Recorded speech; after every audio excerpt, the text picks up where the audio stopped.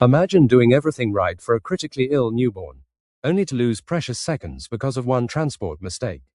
In neonatal and pediatric transport, some of the biggest dangers don't happen inside the NICU or PICU, they happen on the road, in the air, and during patient transfers. A single overlooked safety check, communication failure, or equipment issue can put a child's life at risk and can easily become the difference between passing or failing the C-NPT exam. Before we begin, don't forget to grab your free C-NPT study guide using the link in the description. It includes some of the highest yield exam questions, key concepts, and quick review notes to help you study smarter and remember more. Now, let's get started. Welcome to Section 1 of the C-NPT Ultimate Exam Prep 2026 course. This is where you'll build the foundation that every successful neonatal and pediatric transport professional needs. Before you can master advanced patient care, you must understand how to transport critically ill infants and children safely, efficiently, and confidently. Throughout this section, you'll discover why the transport environment is completely different from a hospital room. You'll learn how vehicle movement affects patient care, why teamwork and communication can prevent life-threatening errors, how transport regulations protect both patients and providers, and what exam writers expect you to know about safety, operations, and professional responsibilities. These are not just test topics. They are real-world principles used every day by transport teams caring for the most vulnerable patients. By the end of this section, you'll have a strong understanding of transport safety, team coordination, vehicle operations, and the legal and operational concepts that appear repeatedly on the C-NPT certification exam. Let's begin and start building the knowledge that will help you become a safer transport clinician and a more confident C-NPT exam candidate. Transport medicine is a highly specialized field that requires you to act as a mobile intensive care unit for babies and children. Unlike working in a hospital with endless supplies and backup staff, transport requires you to be completely self-sufficient in a small, moving space. You must anticipate problems before they happen because you cannot simply call a code team for extra help while flying in a helicopter. The certification exam tests your ability to think ahead, manage limited resources, and keep both yourself and your patient safe under stressful conditions. One of the first decisions a transport team makes is choosing the right vehicle for the mission. We generally use three main types of transport, which are ground ambulances, rotor-wing aircraft like helicopters, and fixed-wing aircraft like airplanes. The choice depends on the patient's condition, the distance to the receiving hospital, the current weather, and the availability of the vehicle. For the exam, you need to understand the unique advantages and disadvantages of each mode of transportation so you can select the safest option for specific scenarios. Ground transport is typically used for shorter distances, usually under 50 to 80 miles, or when weather conditions prevent flying. An ambulance provides a spacious environment where it is easier to perform medical interventions, and there are very few weight restrictions for heavy medical equipment. However, ground transport subjects the patient to start and stop motions, traffic delays, and significant road vibration. You must always ensure that the isolette or stretcher is securely locked into the ambulance floor to prevent dangerous movement during sudden stops. Rotor-wing transport, or helicopter transport, is excellent for rapid, point-to-point transfers when time is critical and the distance is generally between 50 and 150 miles. Helicopters can bypass traffic and land directly on hospital helipads, which drastically cuts down transport time for unstable children. The downside is that helicopters are highly dependent on good weather, have strict weight limits, and have very confined cabins. The extreme noise inside a helicopter also means you cannot rely on traditional stethoscopes, requiring you to use visual cues and electronic monitors to assess your patient. Fixed-wing transport involves airplanes and is the vehicle of choice for long-distance transfers, usually exceeding 150 miles. Airplanes can fly above bad weather and offer a smoother, faster ride over large geographical areas. However, they require an airport to land, which means you must also coordinate ground ambulances at both ends of the flight, adding time and logistical complexity to the trip. Fixed-wing flights also introduce the unique challenge of high-altitude physiology, which we will explore deeply later, but for now, remember that airplanes are your long-distance workhorses. The physical environment inside any transport vehicle introduces mechanical stressor that can actually worsen a fragile pediatric patient's condition. These stressors include vibration, noise, thermal changes, and gravitational forces. For example, Constant vibration can cause a neonate to lose body heat rapidly and can easily dislodge tiny endotracheal tubes. As a transport professional, your job is to anticipate these stressors and shield the patient by using padded securement devices, ear protection, and strict temperature control. A successful transport relies heavily on excellent team dynamics and clearly defined roles. A standard neonatal or pediatric transport team usually consists of a registered nurse and a respiratory therapist, though some teams include paramedics, nurse practitioners, or physicians. Each member has specific responsibilities, but everyone must cross-train to assist the other, meaning a nurse must understand ventilators and a therapist must understand intravenous fluids. The exam will frequently test your understanding of this collaborative approach, emphasizing that patient safety is a shared responsibility. Because the transport environment is incredibly noisy and chaotic, communication within your team must be flawless.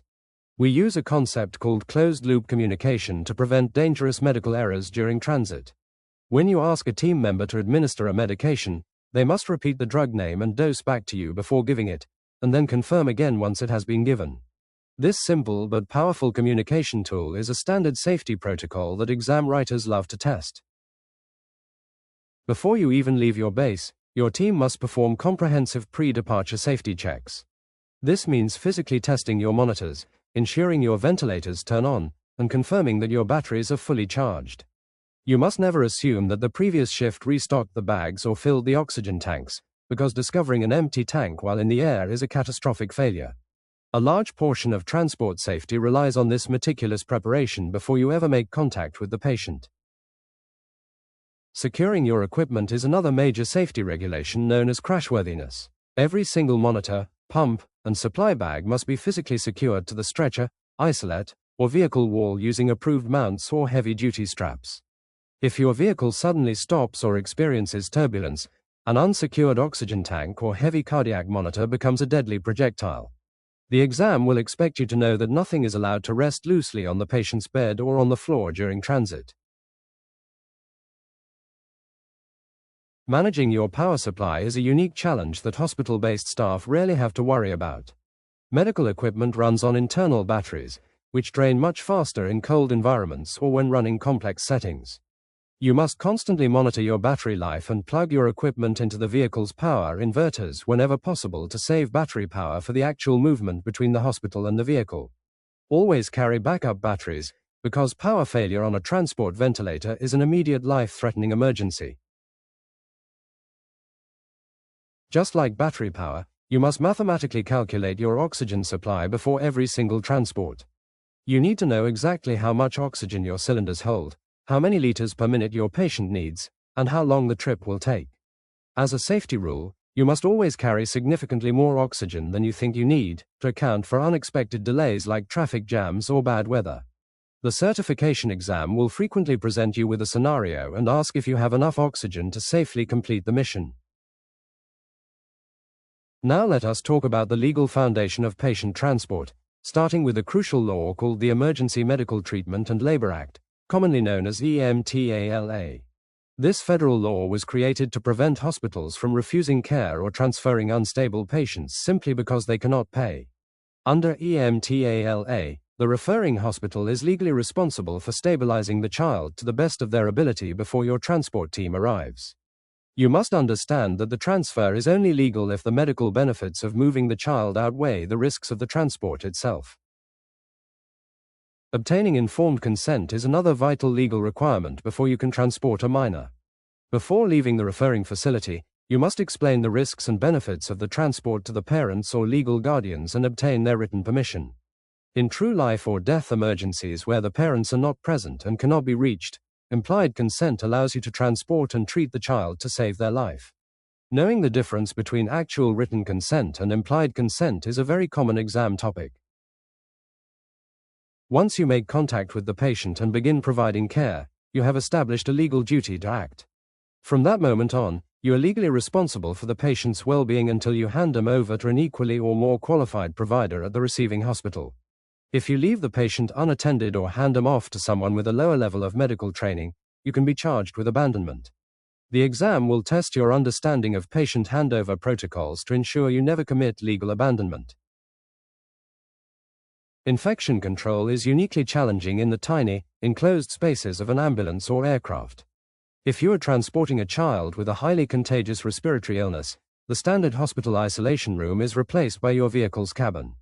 You must use appropriate personal protective equipment, ensure your vehicle's ventilation system is set to pull air away from the crew, and thoroughly decontaminate every surface after the call. Safety regulations dictate that protecting the transport crew from infection is just as important as treating the patient. In the rare and unfortunate event of a vehicle crash or an in-flight emergency, your primary responsibility shifts to survival. If the pilot or driver announces an emergency, you must immediately secure the patient as best as possible, secure all loose equipment, and assume the standard crash position. You must also know where the emergency exits, fire extinguishers, and survival kits are located in every vehicle you operate. While we hope you never use this knowledge, exam questions will definitely test your emergency procedures and survival priorities. Finally, managing family members is a critical part of transport safety and team dynamics. Allowing a parent to ride along in the vehicle can greatly reduce a child's anxiety, but it is not always safe or possible due to weight limits or vehicle space. If a parent does ride along, they must wear a seatbelt and use a headset to communicate, and you must clearly explain that they cannot interfere with medical care. You must always prioritize the safety of the mission and the patient over a parent's desire to ride in the transport vehicle.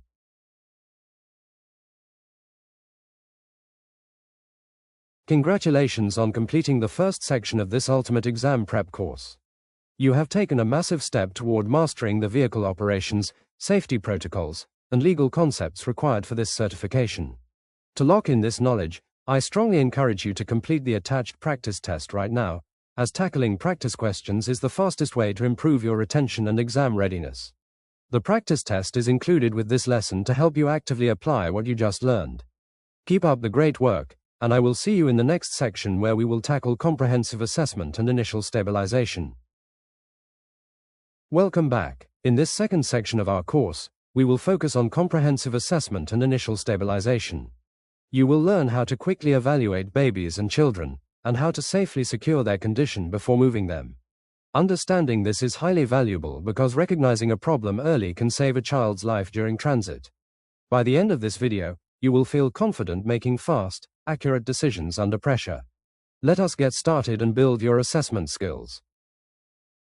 When you first look at a sick child, you must gather a lot of information in just a few seconds.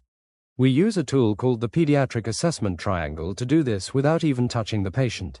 This triangle has three sides, which are appearance, work of breathing, and circulation to the skin. By looking at these three things from across the room, you can instantly decide if the child is stable, sick, or in immediate danger. This visual tool is heavily tested on your exam because it guides your very first actions. Let us look at the first side of the triangle, which is appearance. We evaluate a child's appearance using a simple memory aid called TICLS, spelled T-I-C-L-S. This stands for tone, interactiveness, consolability, look, and speech or cry. A healthy baby will have good muscle tone, look around the room, and be easily calmed by their parents.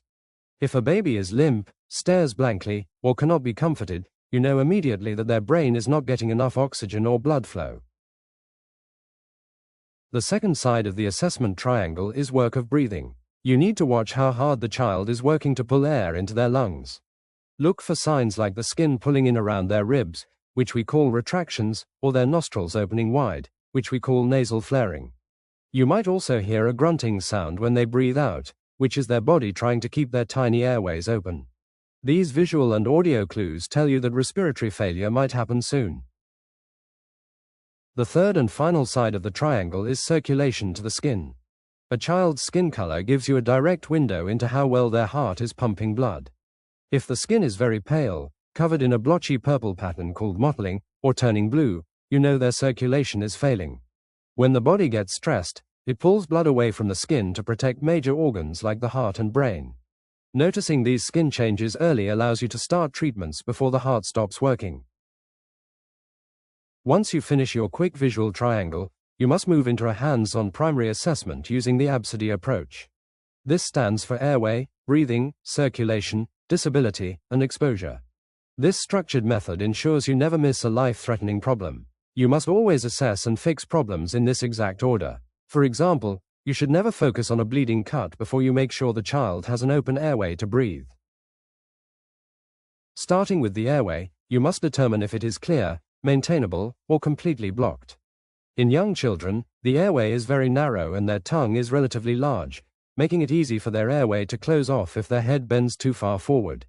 Sometimes, simply placing a small rolled towel under the child's shoulders will open their airway perfectly.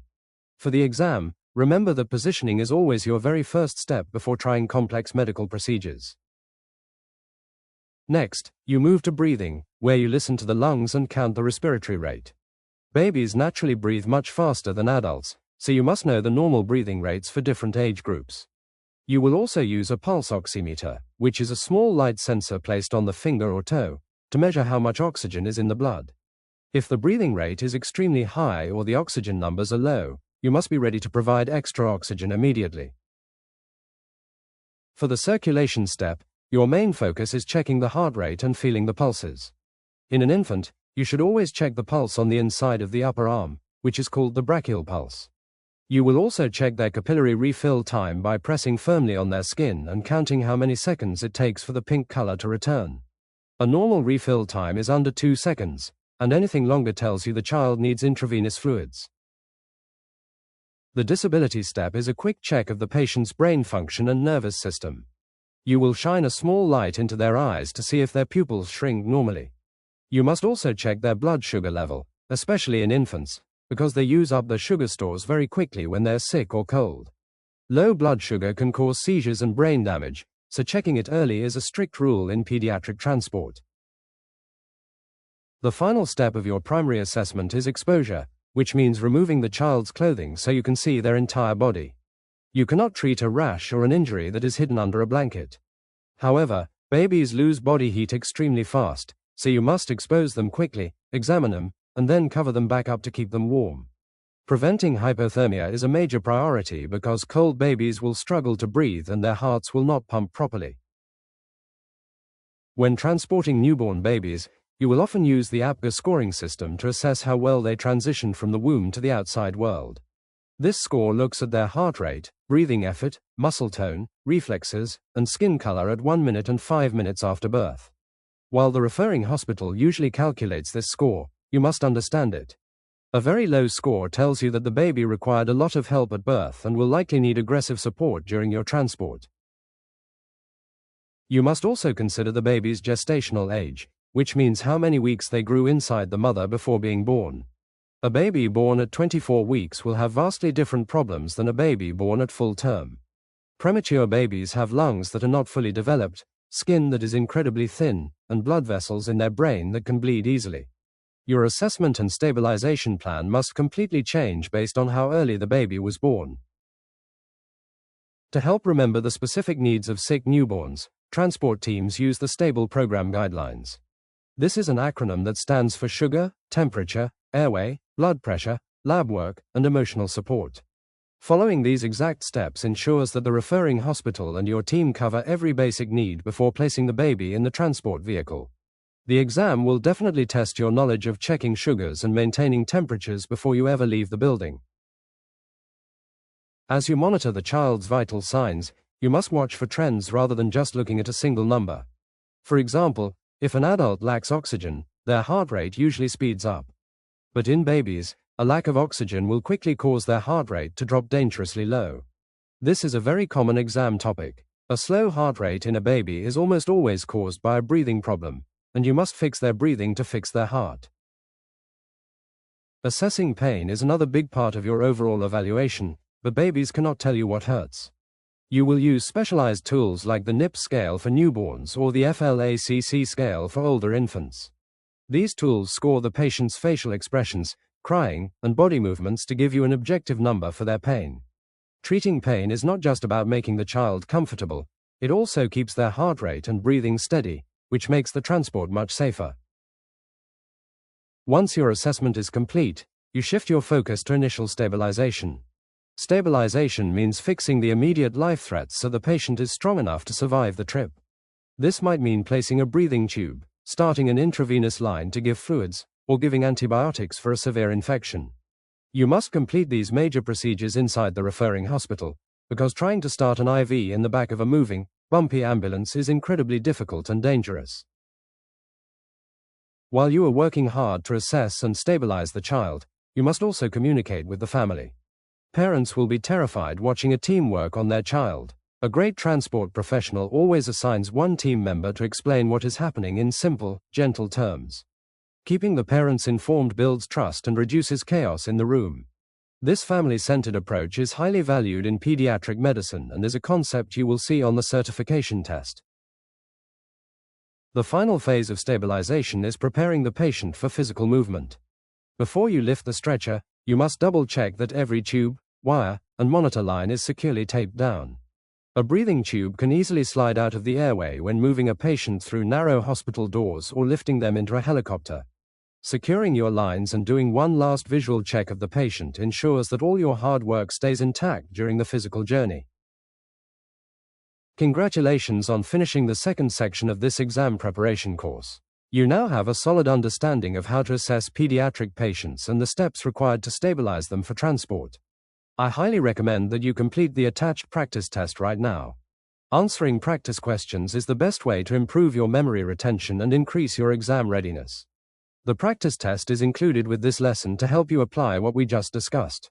Keep up this amazing momentum, and I will see you in the next section where we cover respiratory management and advanced ventilation.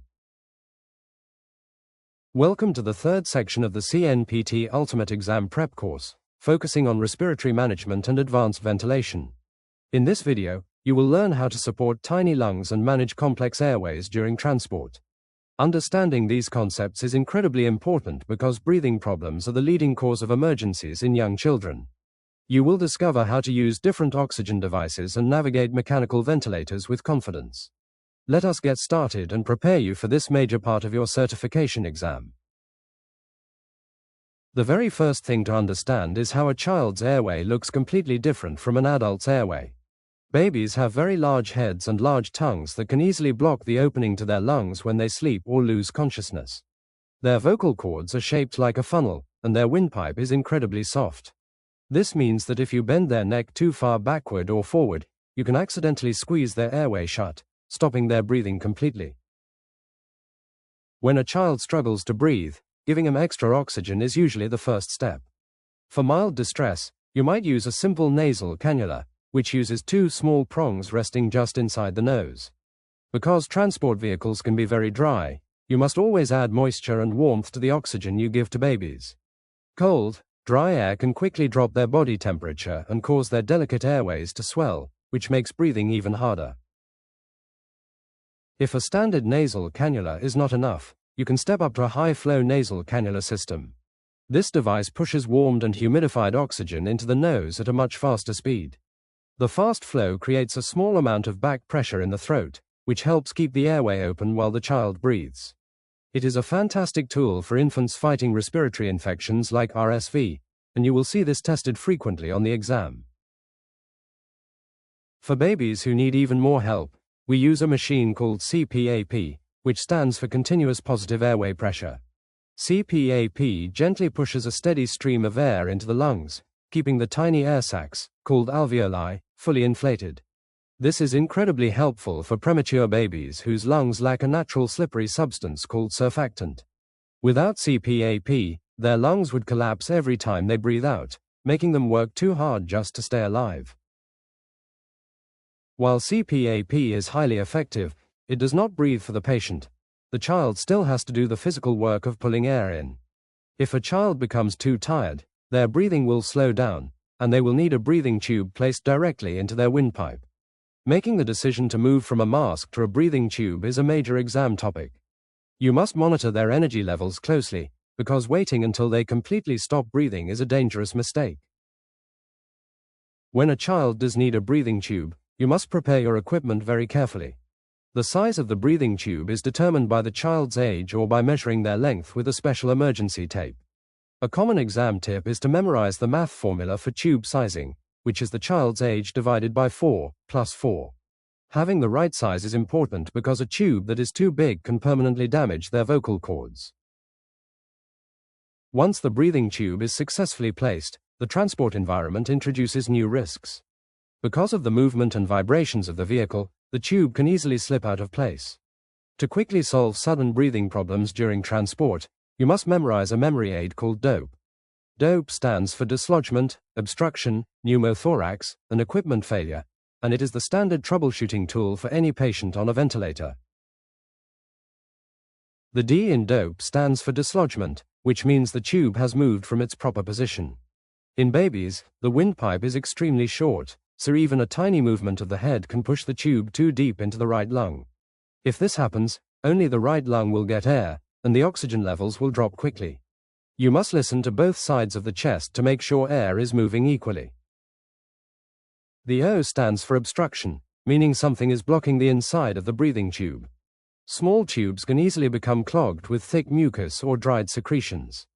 If the ventilator suddenly alarms and says it is too hard to push air in, you should suspect a blockage. The quick fix for an obstruction is to squirt a tiny amount of sterile saline down the tube and use a suction catheter to clear the mucus away. The P stands for pneumothorax, which is a very serious medical emergency where a lung pops and leaks air into the chest cavity. This trapped air builds up pressure and squishes the heart, making it impossible for blood to pump. Premature babies on ventilators are at a high risk for this complication. If you see their chest puffing up abnormally on one side and their heart rate dropping, you must be ready to help insert a needle to release the trapped air. The E in DOPE stands for equipment failure, which happens more often in transport than in the hospital. Your ventilator battery might die, the oxygen tubing could pinch in the ambulance door, or the machine might simply malfunction. If you ever suspect the ventilator is failing, you must instantly disconnect the patient from the machine and breathe for them using a manual squeeze bag. Never waste time fixing a machine while a patient is turning blue. Now let us talk about the basics of mechanical ventilation, which means programming the machine to breathe for the patient. You must set a respiratory rate, which tells the machine how many breaths to give every minute. You also set a pressure limit, which is the maximum amount of force the machine will use to push the air inside. Setting the right pressure is very important, because pushing too hard can easily pop a baby's fragile lung.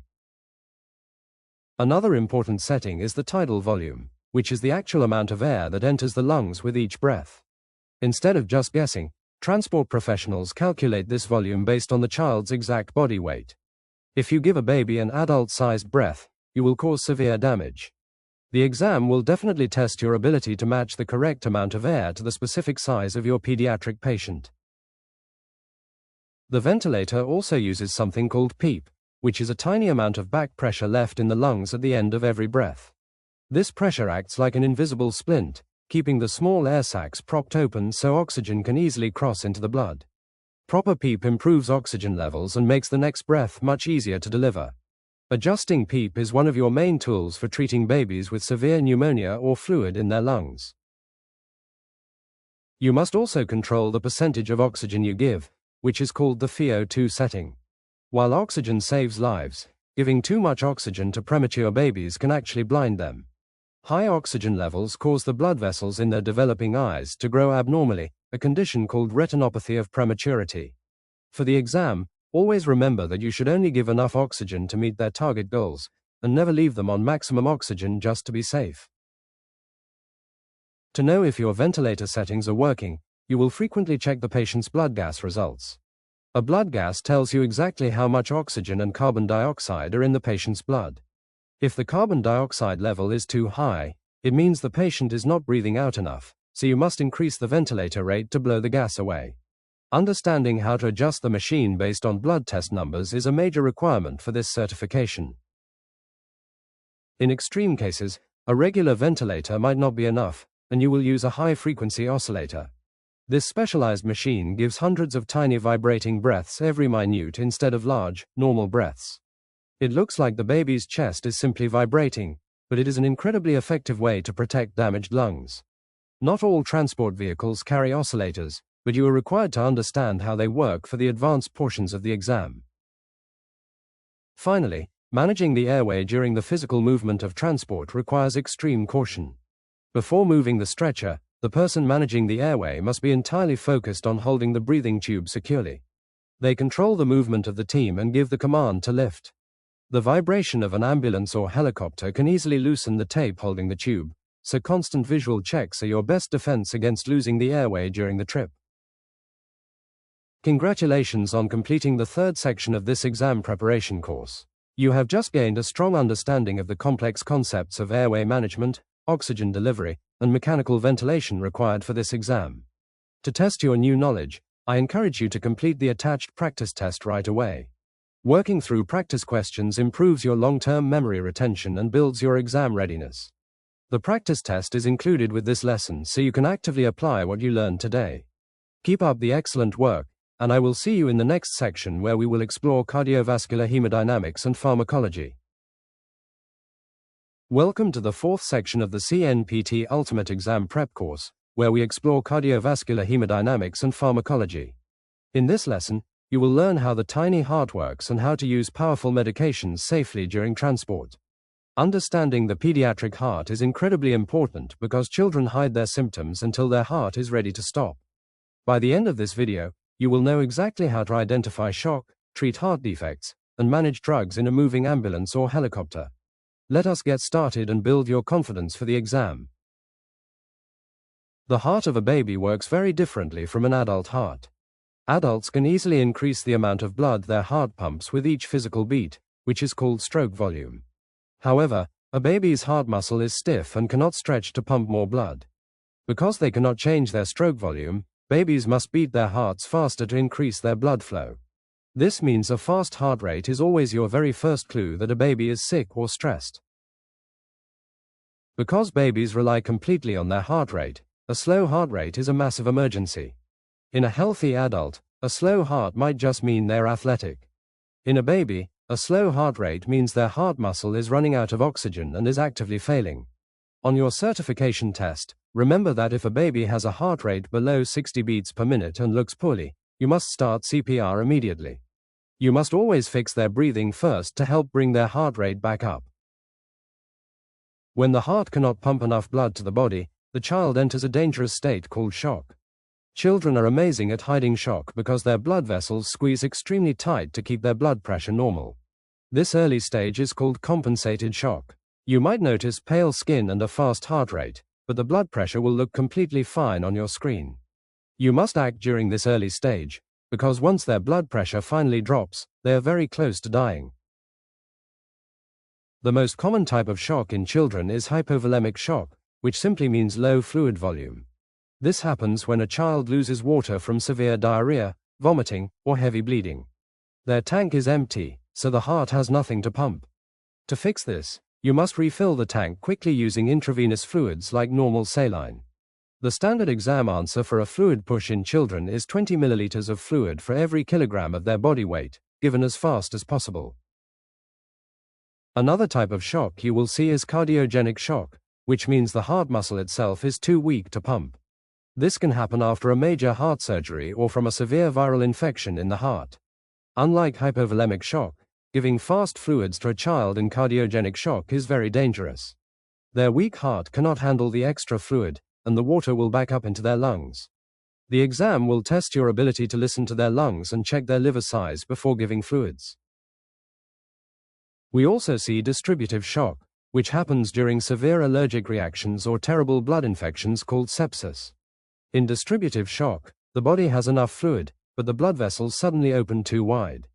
The blood pressure drops fast because the pipes are simply too big.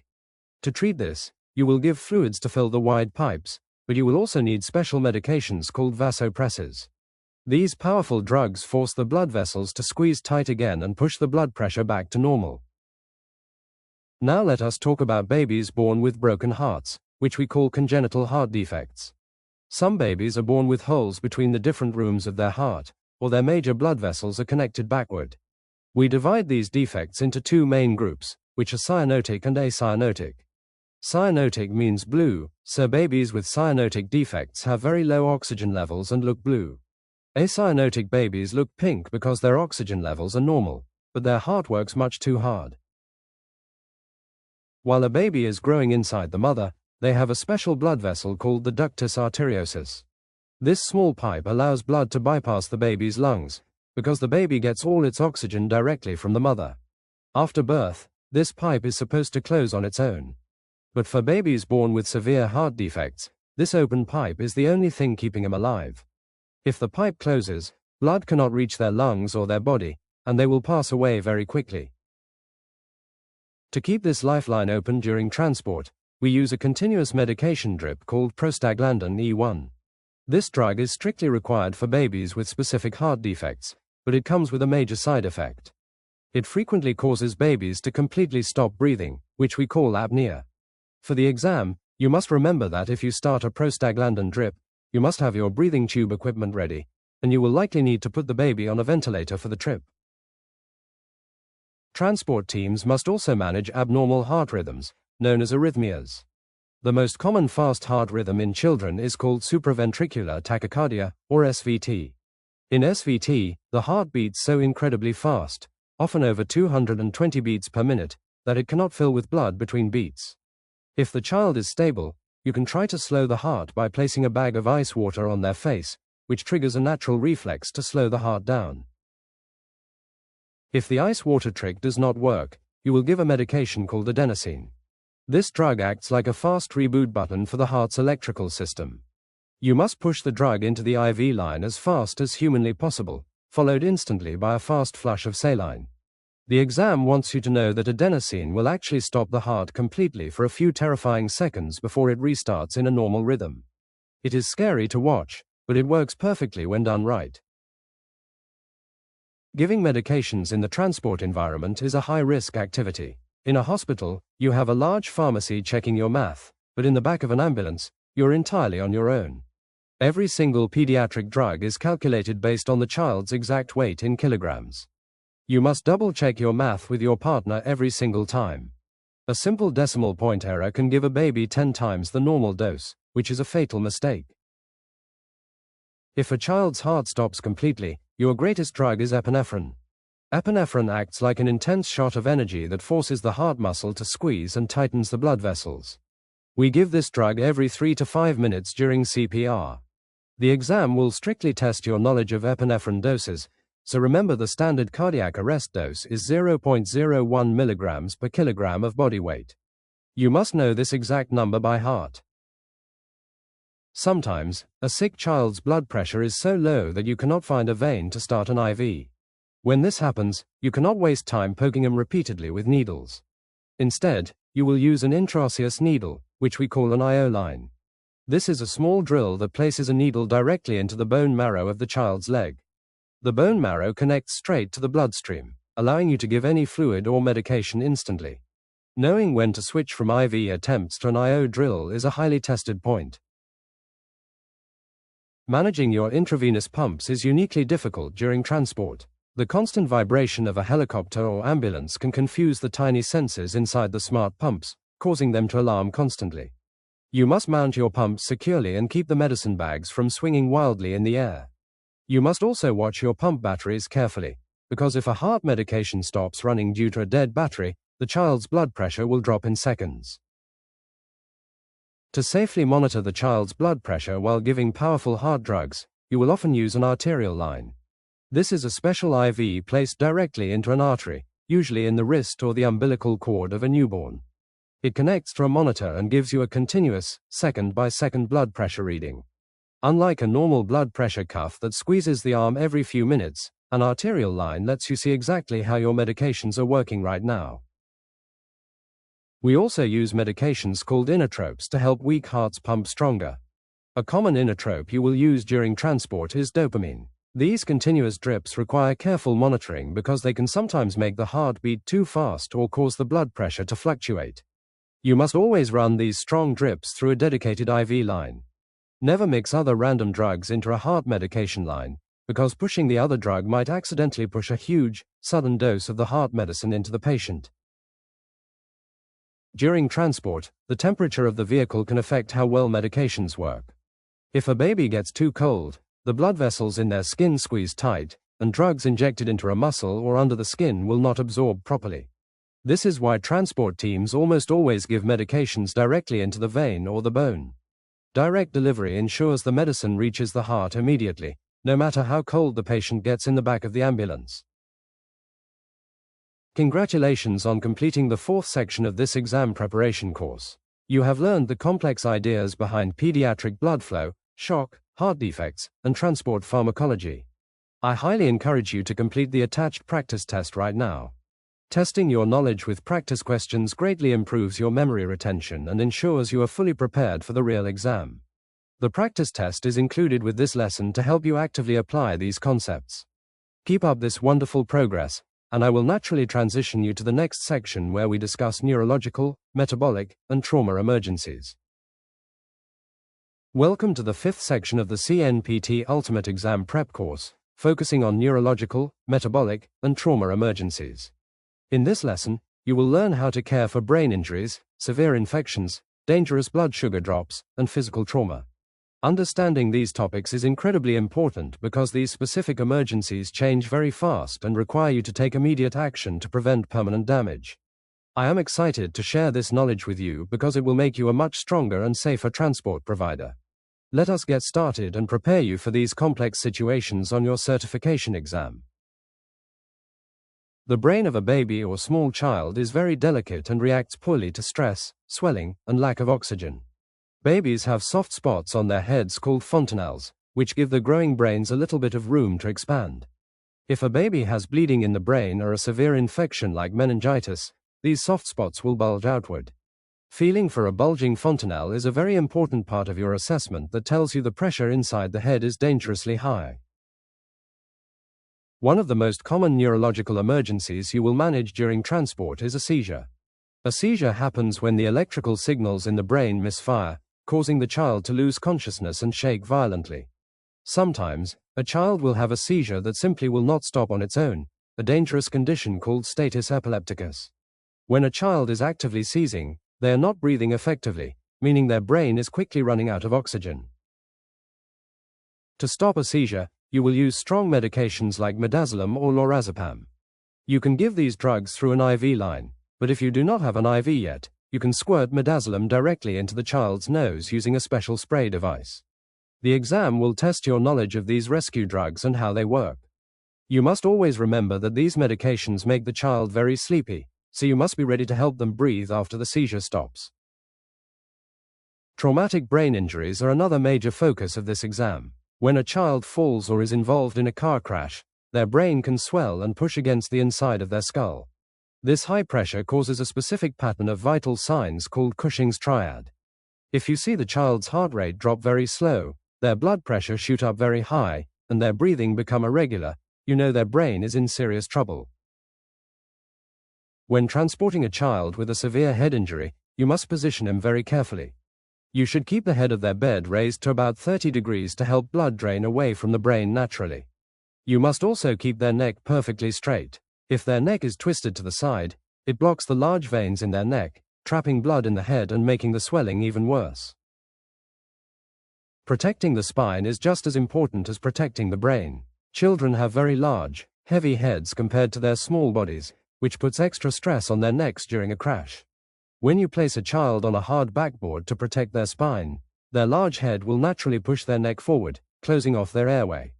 To keep their spine perfectly straight and their airway open, you must place a small rolled towel under their shoulders. Physical trauma in children is usually blunt trauma, meaning they were hit by a blunt force like a car or a hard fall. A child's bones are very soft and flexible, so they can bend incredibly far before they actually break. While this means fewer broken bones, it also means the energy from a crash passes right through their ribs and crushes their internal organs. You must always suspect hidden internal bleeding even if the skin and bones look completely fine. Checking for hidden internal bleeding requires you to watch their heart rate very closely. The liver and spleen are large organs filled with blood, and they are easily damaged in a crash.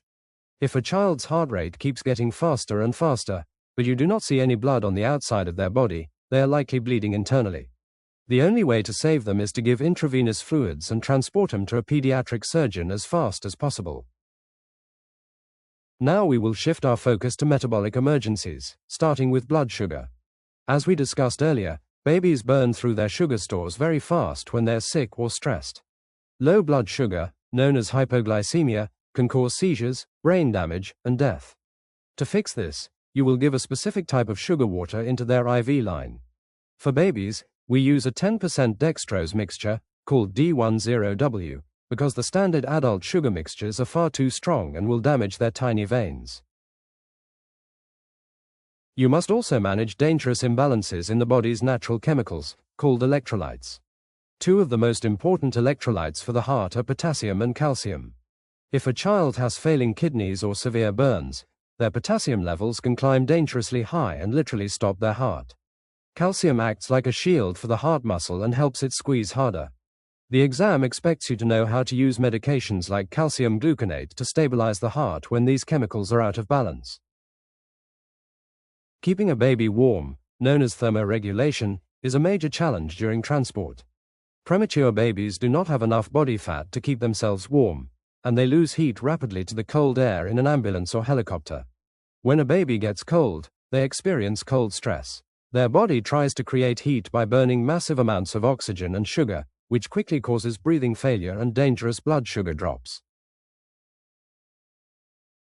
To prevent cold stress, you must use an enclosed transport incubator, often called an isolette. You will also use chemical warming mattresses and warm blankets to trap the heat around the baby.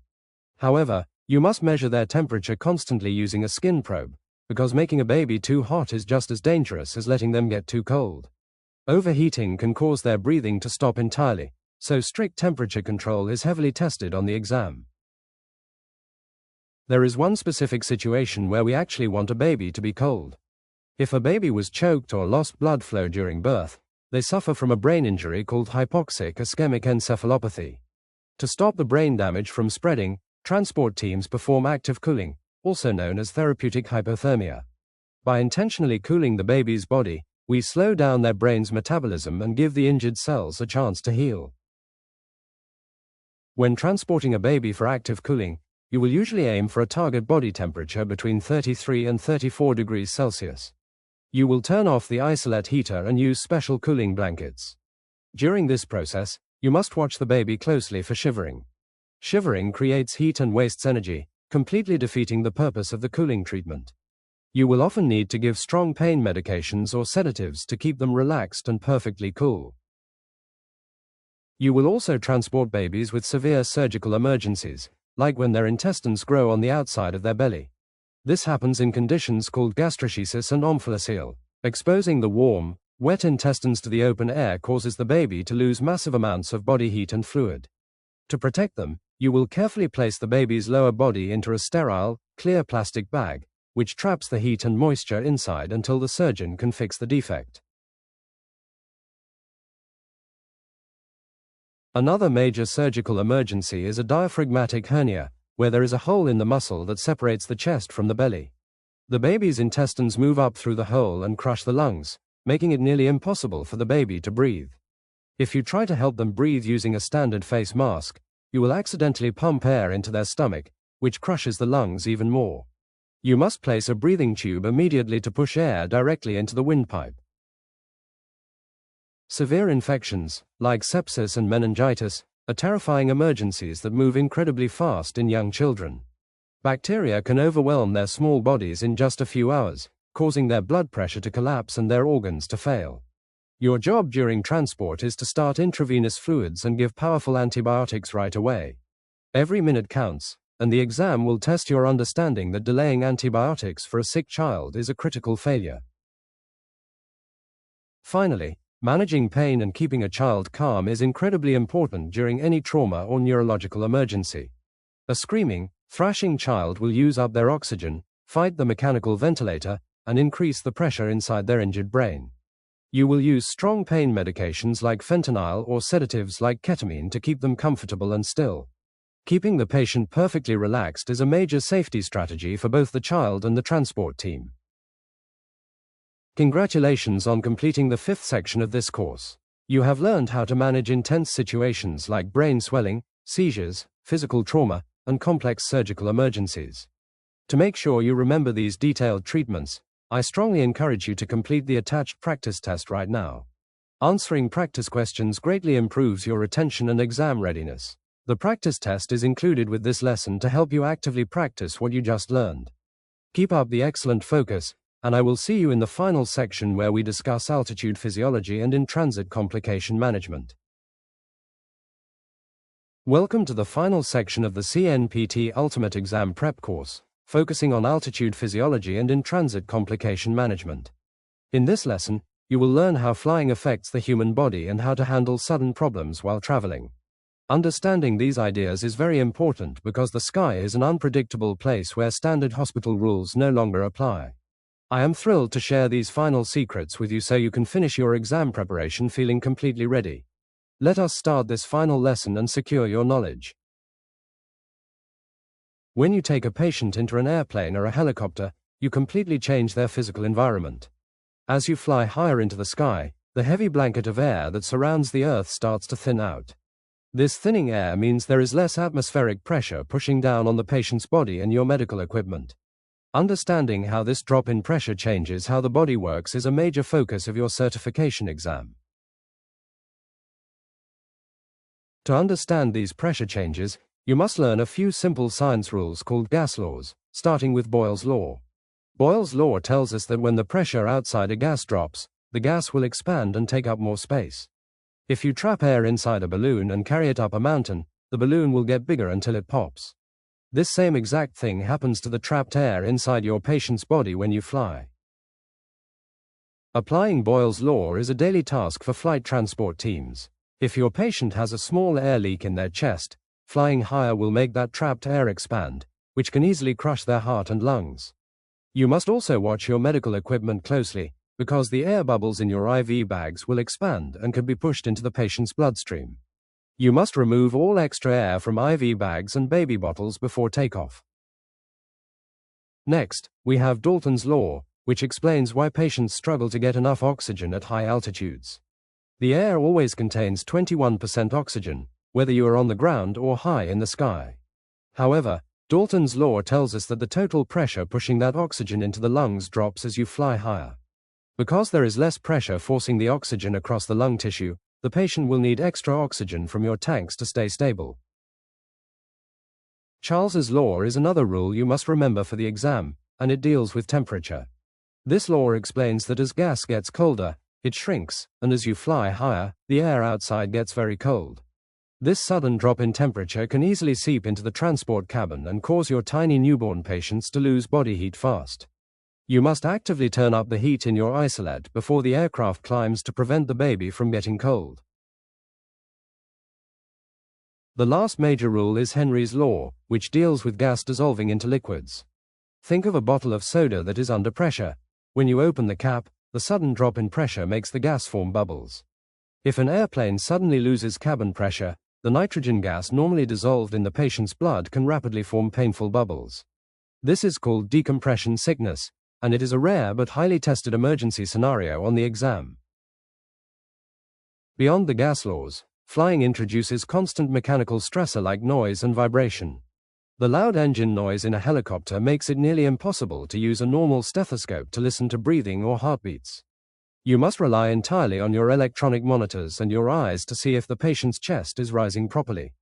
The constant vibration also makes patients incredibly tired, which can cause them to simply give up breathing if they're already weak.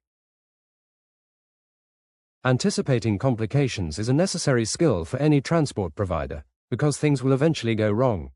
If an IV pump fails while you are in the air, you cannot just call the pharmacy for a replacement.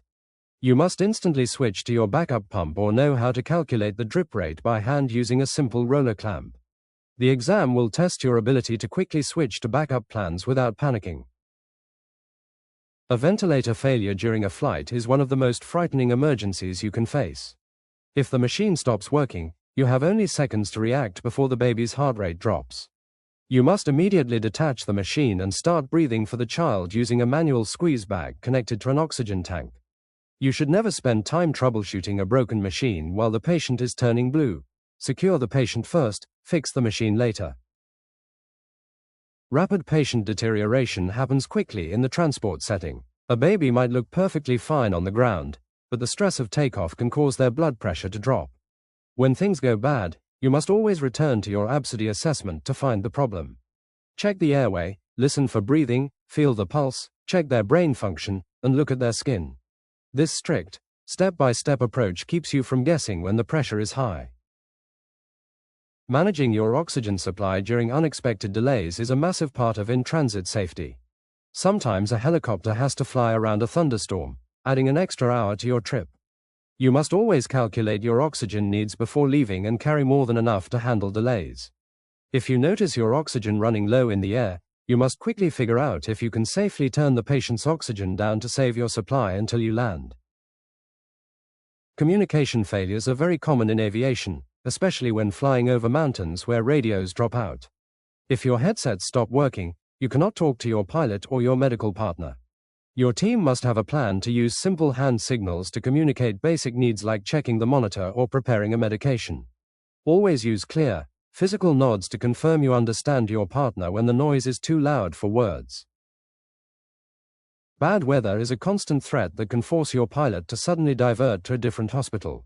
If the weather closes in and you cannot reach your destination, you must land at the nearest safe facility, even if it is a small adult hospital. You must be ready to explain the child's complex pediatric needs to the adult doctors when you land. The exam wants to know that you always have a backup landing plan in your mind. Safety in the air relies completely on team resource management, which means everyone has a voice. If you see a safety problem, like a loose oxygen tank or a strange engine noise, you must speak up instantly, no matter your rank. If you feel that flying into a storm is too dangerous, you have the right and the responsibility to cancel the flight.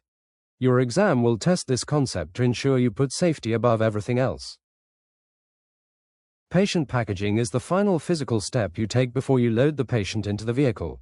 You must double-check that the breathing tube is taped securely, the IV lines are not tangled, and the blankets are wrapped tightly so nothing blows away on the helipad. Good packaging ensures that once you are buckled into your seat, you do not have to unbuckle to fix a tangled wire. When you finally reach the receiving hospital, you must hand the patient over to the new medical team. You will give a clear, short report using the SBAR method, which stands for Situation, Background, Assessment, and Recommendation. This structured report ensures you pass along all the critical details without wasting time. A clean, professional handover is the mark of a great transport team and is heavily tested on your exam. Even after the patient is safe in their new bed, your mission is not completely over. You must clean your equipment, restock your medicine bags, and fill out your medical charts before you can take another call. The legal documentation of your transport must be highly detailed, showing exactly what time you gave medications and how the patient reacted. Proper charting protects you and provides a clear record for the receiving doctors. As we wrap up this final lesson, take a moment to reflect on the safety mindset you have built. Transport medicine is challenging because you are combining high-level intensive care with the chaotic world of aviation and ambulance driving. By anticipating problems, communicating clearly, and understanding how the environment changes your patient, you are now completely ready to handle any scenario. You have built a strong foundation to pass your exam and save lives. Congratulations on completing this final section and finishing the entire Ultimate Exam Prep course. I am so proud of the time and effort you have invested in your learning. To make sure you remember all these great details about altitude and emergencies, please complete the attached practice test right now. Answering practice questions greatly improves your memory retention and ensures you are fully prepared for the real test. The practice test is included with this lesson to help you actively practice your new skills. You have done an amazing job, and I wish you the absolute best of luck on your certification exam.